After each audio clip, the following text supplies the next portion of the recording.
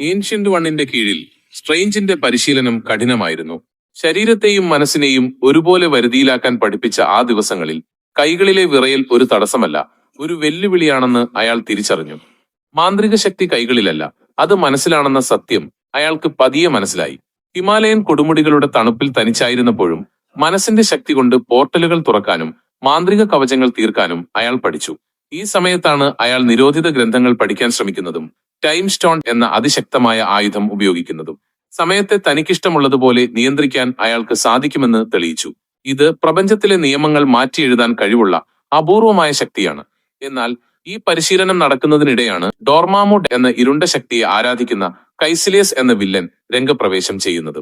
മരണമില്ലാത്ത ജീവിതം നേടാൻ വേണ്ടി അയാൾ നിരോധിത പുസ്തകത്തിലെ താളുകൾ മോഷ്ടിക്കുകയും ഡോർമാമുവിനെ ഭൂമിയിലേക്ക് വിളിക്കാൻ ശ്രമിക്കുകയും ചെയ്തു. കൈസിലിയസിന്റെ കണ്ണുകൾക്ക് ചുറ്റുമുള്ള ആ ഭീകരമായ പാടുകൾ ഡോർമാമുവിന്റെ ശക്തിക്ക് അയാൾ അടിമപ്പെട്ടു എന്നതിന്റെ വ്യക്തമായ സൂചനയാണ്. ഈ വലിയ ഭീഷണി മുന്നിൽ കണ്ടപ്പോൾ വെറുമൊരു ഡോക്ടർ എന്നതിൽ നിന്ന് ലോകത്തിന്റെ കാവൽക്കാരൻ എന്ന റോളിലേക്ക് സ്ട്രെയിഞ്ച് ഉയരേണ്ടത് അത്യാവശ്യമായി വന്നു. കൂടുതൽ വീഡിയോകൾക്ക് സബ്സ്ക്രൈബ് ചെയ്യൂ.